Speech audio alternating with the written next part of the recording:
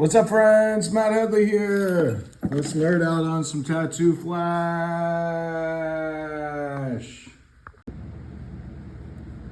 Hey, what's up, friends? Just wanted to talk about some of the stuff that I sell. These are a couple of pencils I use and the pen I use.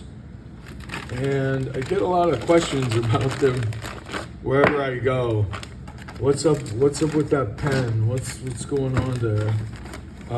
And the reason for the pen and the goofy looking pen is the weight. Not only are these spaced how my tattoo machines are spaced, they're also just a little bit heavier than my tattoo machine.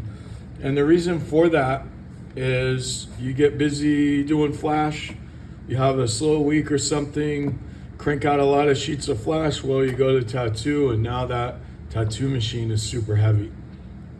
Well, keep your pencil or pen a little heavier than your machine. Whenever you go to tattoo, it feels easy. And these are some of the grips and or weights that I sell. Different sizes. I have a few different sizes. These ones are not so fancy, and there's a super fancy one for you. Pretty easy. Just kind of got to build up your pencil or pen with some tape. I also use a rubber band for the spacing on this. I think it's very important to mimic your tattoo machines as close as you can. I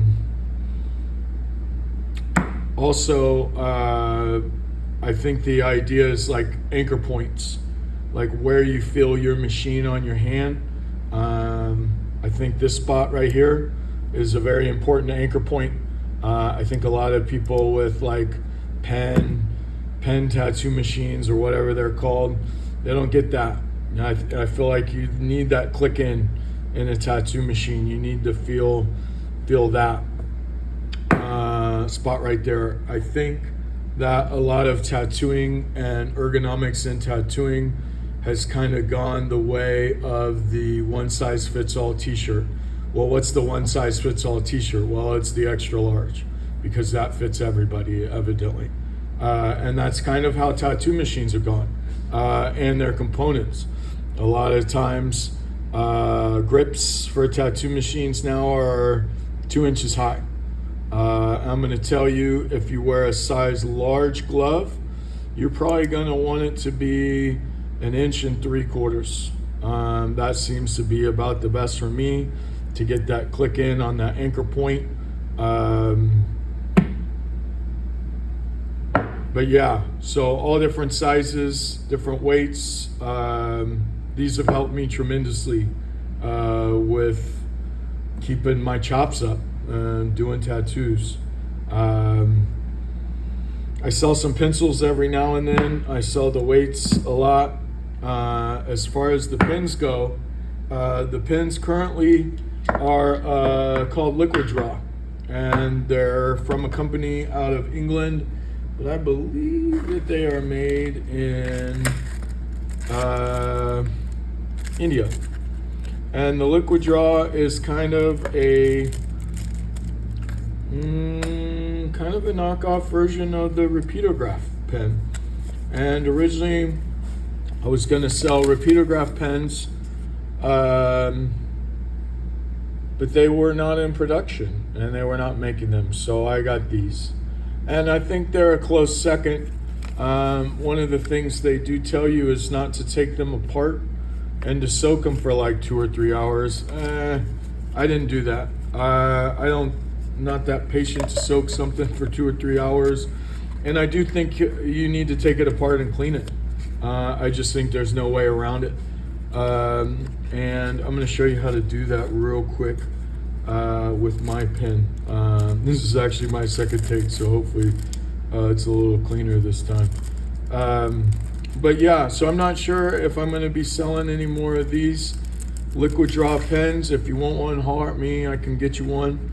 Or if maybe I'll just hold out to the Repeatograph, which is a bit more expensive,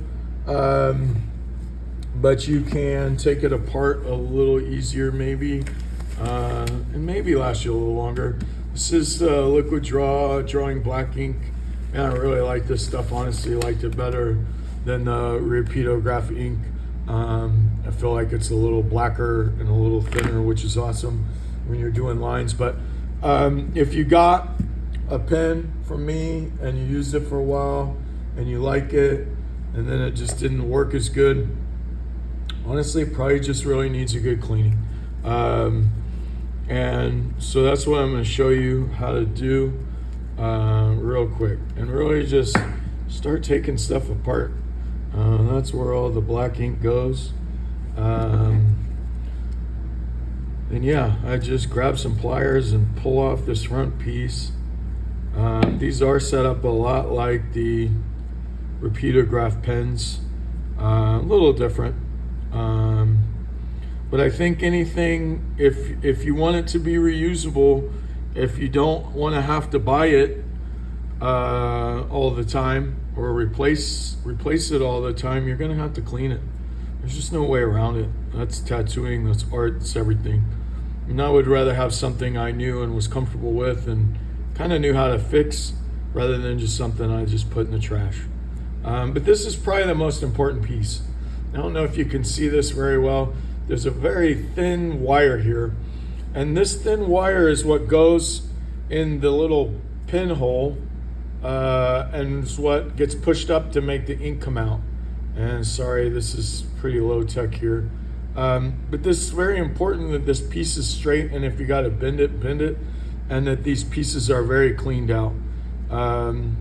Sometimes I'll soak these in alcohol, but really just hot water, just a bunch of hot water, and make sure to not lose this piece because this one will go down the sink real quick.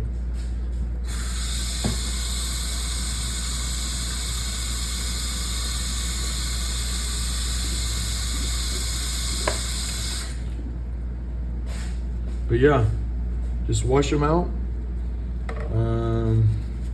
Should be pretty easy. Make sure you get all the dry ink goo off of there.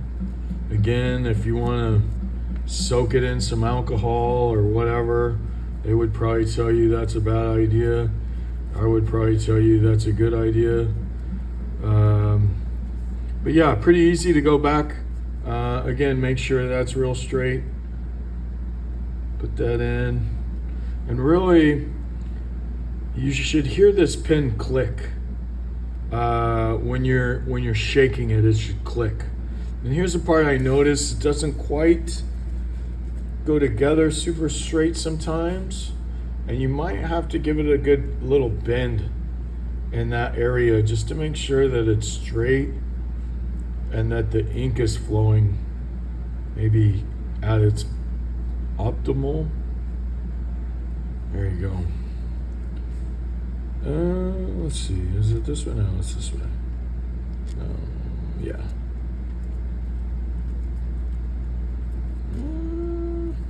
Oh, wrong way, dummy.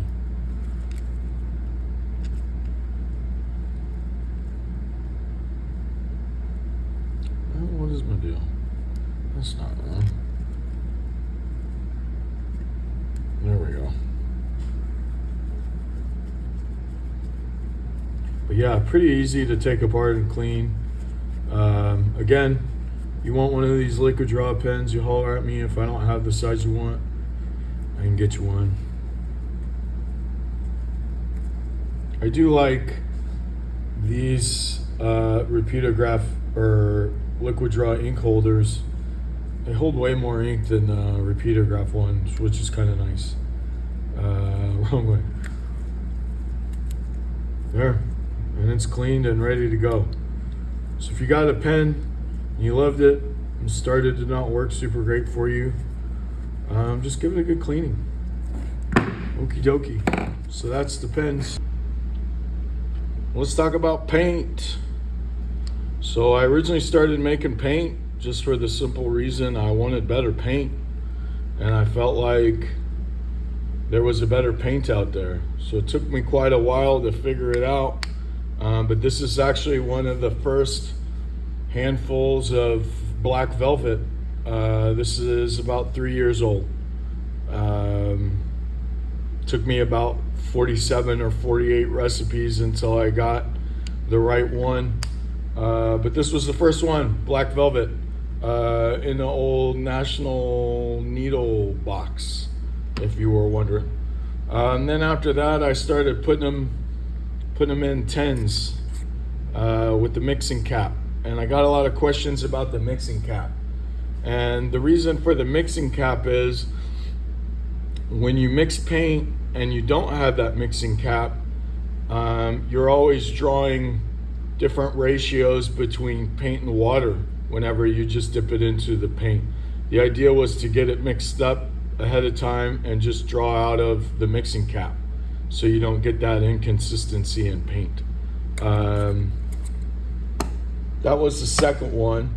And then I had the idea of making some liquid paint.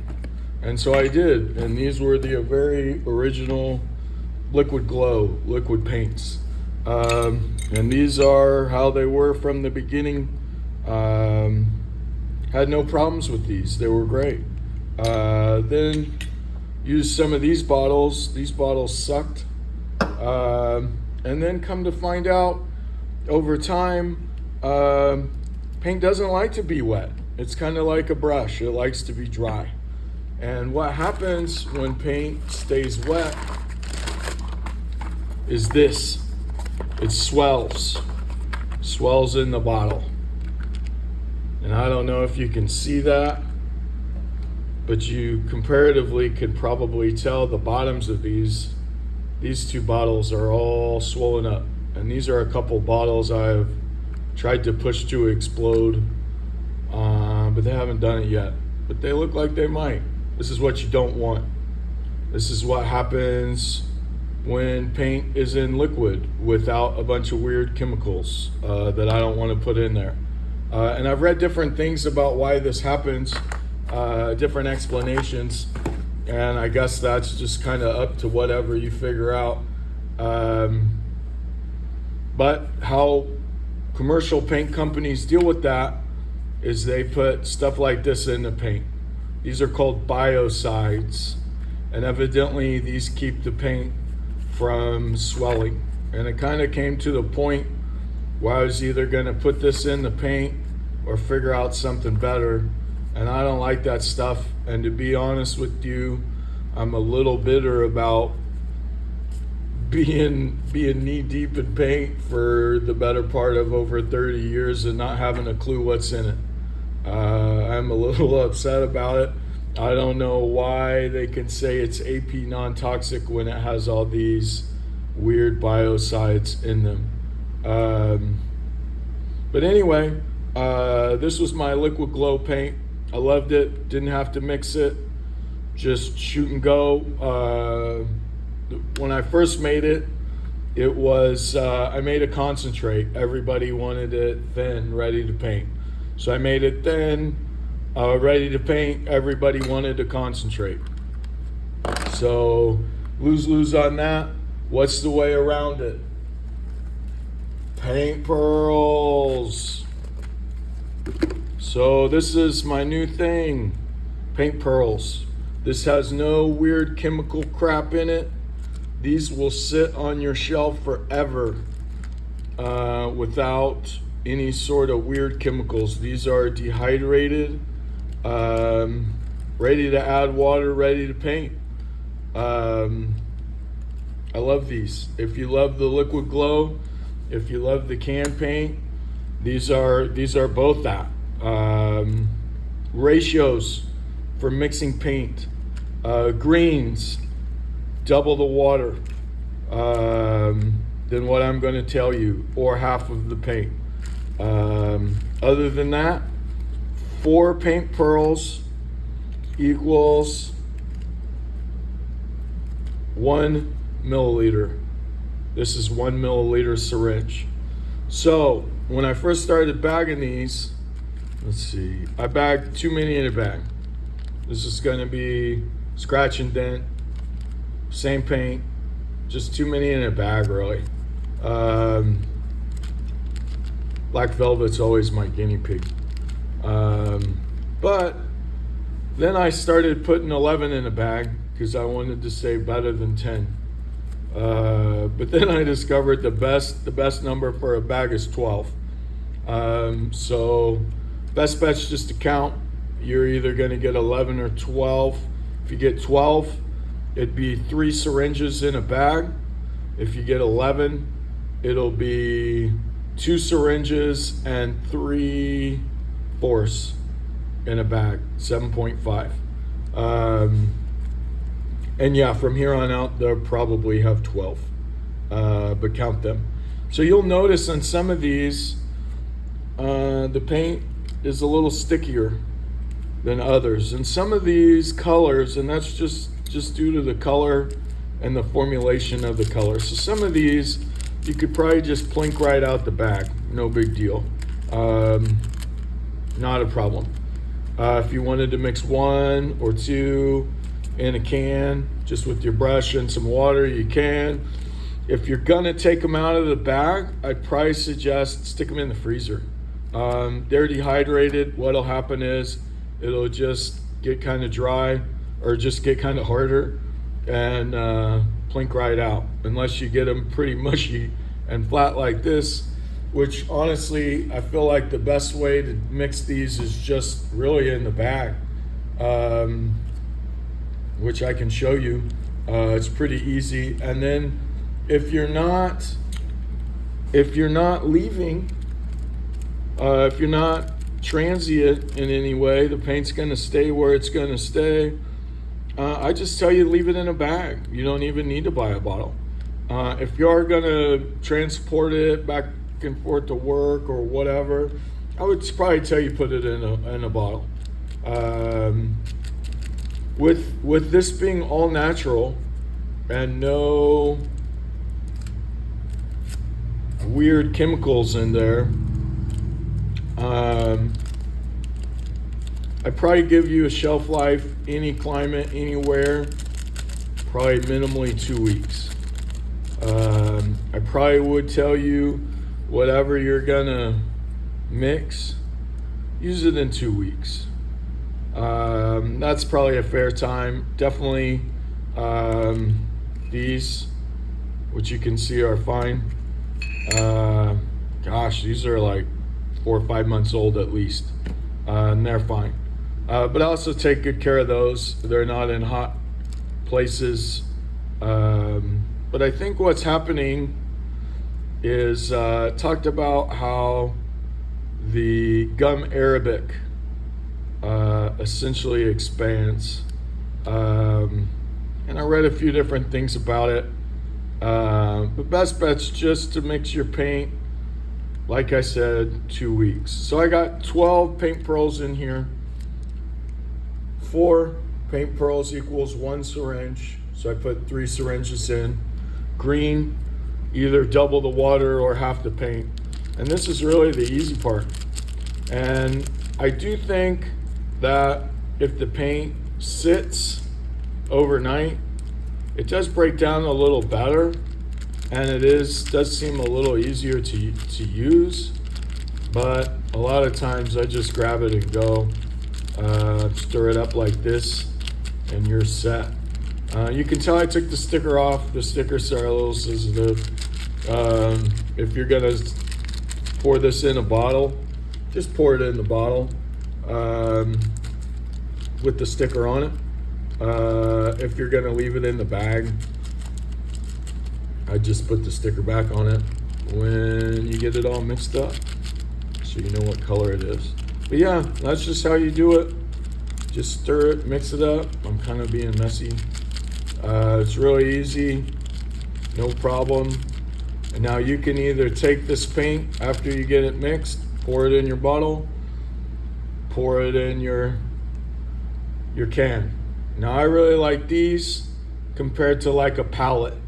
And the reason being is you can really work fast with this, hover over your painting real easy.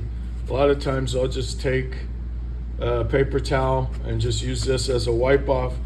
I do like this better than like a palette, than having to go, because I don't use any weird anti-caking agents or any weird chemicals to keep the paint stirred up. So good watercolor is kind of like good tattoo pigment in the fact that it separates, and it will separate in time. And when you're painting, I would just tell you, stir it up as you paint, so it's always the same when you grab it. But yeah, stuff works awesome. I've used this for, how long's it been now? A couple of years, 3 years maybe, 2 years maybe. On all the flash that I painted, it works as fast as I want it to. It feels like how I want it to. It fades like how I want it to. And it's very minimal ingredients and tattoo pigment. So you always match the color you're trying to. These are awesome to mix. You can mix them in the bag, mix them in the can, mix them in the bottle. White's available, yellow. You can make any color you want. Yeah, enjoy. Couple of notes about accessories I have for the paint pearls bottles. Obviously, I got 2 different lids. Red top lid, easy to take on and off, easy to mix. It's a little weird to transport. And then I got the Chubby Gorilla lids, which once you put them on, they're kind of on. Probably not to say you can't take them off and put them on, but they are tricky. They're probably more for transporting than anything. Also I'm gonna offer a little 10 milliliter container of organic vegetable glycerin. And this is one of the components in the paint. And a little bit of this stuff goes a long way. And if you live in a very dry place where there's very little humidity, you may benefit from just the smallest dot of this in your paint. And like I said, a little bit goes a long way. I think painting really depends on climate. Humidity is probably the biggest role player in that. So if you live in a super dry place, you want your paint to stay a little wetter for a little longer, this is the stuff. Like I said, a little bit goes a long way. You buy one of these, you'll have it till you die. Also, got some just cans to put your paint in, on, wherever. We'll have some like laser can rejects, ones that I messed up, some plain ones, and then some if you want the logo or paint logo on there. Also, syringe, don't forget to pick up one of these. And I don't know where I put them, but I do also have some little glass actuator beads you can put in the bottle, and it helps shake. You get that click click, and it helps kind of break up the paint. So I'll also have those available for you. Don't forget the accessories. And then the last thing I wanted to talk to you about was brushes and paper. Kolinsky brush, you won't find anything better. Super soft. Brush, paper, paint. Kind of like bow, string, arrow. If you don't have all the components, it's probably not going to feel the same. Now, creme de la creme paper. Is this the fanciest, most fancy, expensive paper you can buy? Absolutely not. This is the working man's paper. If you want to buy the fancy Arches stuff, man, go for it. Your paintings will look so much better. They'll be beautiful. You'll spend 5 times as much on it. And as to date, I think I'm somewhere in the 1,300 sheets of flash deep. And if I was going to spend that kind of money on the Arches, I would probably be broke by now. Also, if you make a bad one, it's not as painful. This stuff is awesome. It's right in the middle. You can use a pen on it. Outline's good. You can paint with it. It outlines good. The tooth isn't too tall it's a line width, and it's not too short to paint with. This is my favorite paper. I've done 98% of the flash I've made on this very paper. And again, Kolinsky brush. I do sell some vegan ones. The vegan ones are a far second to just the straight up Kolinsky. You won't beat it, especially for the price. I recommend both these things, especially if you're painting a lot of sheets of flash and money is an issue to you. But yeah, I hope that's what you needed. Any other questions, DM me. If you sat through all of this, enjoy the next video. Yeah, he wasn't He didn't know goddamn, they he wasn't were. goddamn smart as he thought he was, so I guarantee you. I realize that now. Who all was it he said? There was Bill Jones Oh, there and was, who was in with Bill Jones at that time? Nick Carroll, Nick Vaccaro, yeah. And Dietzel and and you're missing one, the skinny guy. That was Dietzel's good friend. Oh, what the hell was his Was it- name? I don't know, The guy that sold me the little coils. no, No? he's the one that sold me the needle bars. Oh, What the hell was Wasn't Doc King, was it? No, No? he worked in Chicago, and then he used to jump up and work with Dietzel's son. Was it Tats Thomas? That's Thomas, right? Tats Thomas sold you some needle bars? Yeah, tell me the story. That's yeah. I'd always sit in Chicago in the fall, see. That's why I worked with the syndicate a little bit there with no problem. Like, this shit you hear about when the syndicate had in Chicago, I hear it now, and it's mostly bullshit. I mean, sure, shit went down. You don't just don't fuck the syndicate, you know. I mean, they ain't got no more sense than that. They got whatever's coming their way, you know. But as far as working with them, no problem. But anyway, they just take a shot at me. Not the syndicate, the artists. So, anyway, he had these bars about so long, flat. Just a little bit of give to them. Man, there was nothing made a better needle bar. And do whatever you wanted to on the end of them. They were just flat. And I used to have a place where I could get eye screws, but they were for hanging something up. And they were smaller. They weren't like the regular ones you bought in the hardware. And they made a nice eye on the top of your.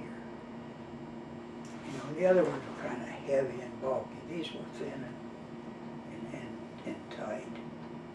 And then the other end, you just shape it however you wanted it. Put your needles on it. So he always had me a package whenever I come in, not buy them from him. And had no friggin' idea what they were. I had not the slightest idea what they were. And so I come in one fall off the road. And he said, I wonder if you're going to come in. I said, I always do, don't I? Yeah, he said, you're always wanting something. I said, yeah, and I hope you got me some needle bars. He says, I got a bargain for you in needle bars. He's got a goddamn fistful of them like this. I forget what he wanted for them, some ridiculous goddamn price. which was how much back then? I think I give him about $30. Which is real goddamn rip. I mean, that's putting it in you and breaking it off. But he said, I tell you what I'm going to do. He says, you never have to buy any more. I said, you think these are going to last me the rest of my life? No, he said, but I'm going to tell you how you get them. You never have to come to me to get them again. Okay, I'll go for that.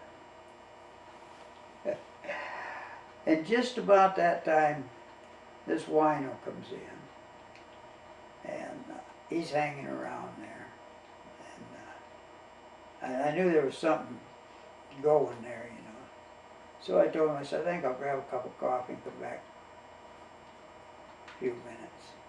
And so I started out the door, and he said, no, that's okay. He said, you can stay here. So the wino takes this old dirty piece of paper he's got and dumps these nice little flat bars on. He had one nice piece of varnished wood in there. I don't know what it was. It was probably had been a top of a, I don't know, some kind of cabinet of some kind. But it just stood out in the shop because it was nice wood. And the wino dumps them down on there. He gives them enough for a bottle. I just got taken for the package. And I remember he picked one up and he puts it across. Of course, the wino's gone. He's get that jug, you know. And he says, you know what these are? I said, if I knew what the hell they were, I wouldn't be buying them from you, would I? He said, well, you're going to know in a few minutes. He says, these are the bristles out of the street sweeper that sweeps this street every fucking night. He said, and the winos pick them up and bring them to me. He said, and I give them pennies for them and take dollars from you for them. I said, Jesus Christ, you mean to tell me you got a conscience? No, hell no, he said, I ain't got a conscience. But he said, I just decided to tell you. Those were the flat brass ones, weren't they? No, they were steel. Oh, they were They steel. were steel, yeah. The brass ones were hammered, we done them ourselves. Oh, And so then I could work my winos after that. But I don't think there was anything ever made a better bar than that. I mean, the flex to them was just right. And they worked good with the standard hardware eye, but those little eyes I was getting just made them act a little bit different. and that was Tats Thomas. Tats Thomas. What'd you think of Tats? I mean, did you think he was a good tattooer? I mean, did you tell me more about Tats? He was a hell of a good guy. Not that he wouldn't shit you around a little bit, but you had to kind of expect that, especially when you're kidding the street. Everybody's going to correct your ass, you know. But no, he was a hell of a good guy. Kind of a quiet guy for a tattooer, really. He was, I don't know. He was tall and skinny. You expect him to be, you know, jumpy and nervous, but he wasn't. He was calm type guy. Him and Dietzel, they were great friends. They were. He always says Dietzel was a very nice man. Just really nice. Yeah, I don't know how Dietzel ever got in the tattoo business. You're too nice. I mean, he was, you know, he was this kind of guy that ought to be. Even to see him, for Christ's sake, you'd think he's going to the bank to work or one of the office buildings or something. And, of course, tattooers, they didn't used to be the crummy bunch they are now. Like Dietzel, Tats Thomas, and like that, you know. Suit-wearing people. And, they may have been rehashed out of the Salvation Army or something, but you know. Did you get to work with Thomas or Dietzel? Nope, No. never got to work with either one of Did you ever ask? them. No, not really. Because when I'd go in there, I knew what I was going to be doing, or else I was just passing through. Visiting. And it was fall. I wanted to get south. Smell that salt air. I'd had enough of the Great Lakes. Now, which one was it sold you the little coils too? Yeah. Nobody used itty bitty coils back then, so. Yeah. Before we move on to that, I don't want to get too far before I forget to come back, but was Ralph Johnstone working there at the time? I never met him. Never met him. Never ever met him. Uh-uh. Did you ever hear any stories about him from those guys, or? Not really. You know, he'd be mentioned sometimes in conversation, but you know, never. You know, it's just a good tattooer. You know, about it. So little bitty coils. We'll move on to that then.